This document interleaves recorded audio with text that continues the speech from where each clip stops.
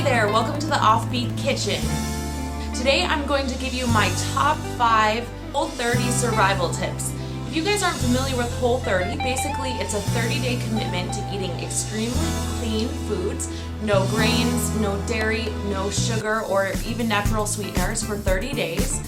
And yes, you can survive that. I liked the program so much that actually I decided to do a second round right after my first round. And so I feel fairly well qualified to give you guys some really good tips that will help make your first Whole30 extremely successful. So let's get started.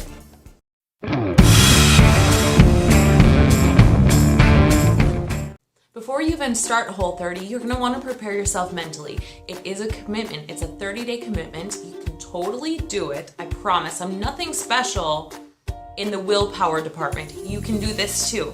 But you want to start gathering recipes. Make a folder that says Whole30 recipes. Start looking up grain-free recipes. Start looking up things that you're going to eat, because most likely if you eat like the rest of us Americans do, you will rely really heavily on grains actually. If you're on Instagram, search the hashtag Whole30 and then you'll start finding some really good recipes, some wisdom from other people who have already done Whole30. It's extremely helpful, and all of these tools together are going to help make you successful on your first Whole30. Make sure you grocery shop. Do not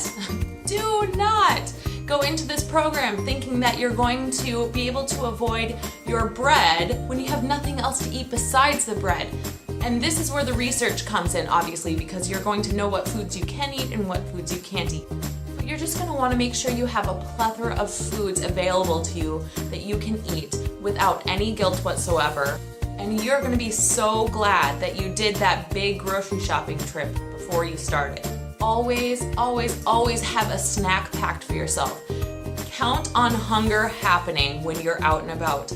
You can put a snack in your purse, in your car, in your bedroom, whatever it takes. Just put a snack, stash it away. So when you have that little pang of hunger that's gonna make you fall off the wagon, you will be okay, you will survive. If you can find a friend who is crazy enough to try this with you, it will help you so much. Now, I was super duper lucky to have a friend who had done this before me actually. And what we did is we put up a group text, and then we started just exchanging text messages through really hard times. And we were sending each other funny memes. There's all kinds of Whole30 memes out there. They're absolutely hilarious. And it was just so nice to be able to share that with someone who understood exactly what I was going through, because nobody else is going to understand why you would do such a crazy thing, and it's going to look crazy to other people, but it is worth it.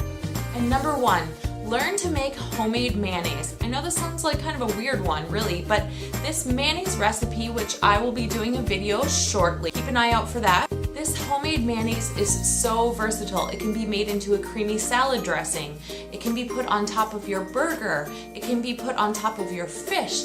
Really, you'll find yourself putting it on things just to make them more delicious. And honestly, I can say that I will probably never eat store-bought mayonnaise ever again, because I know how to make it myself.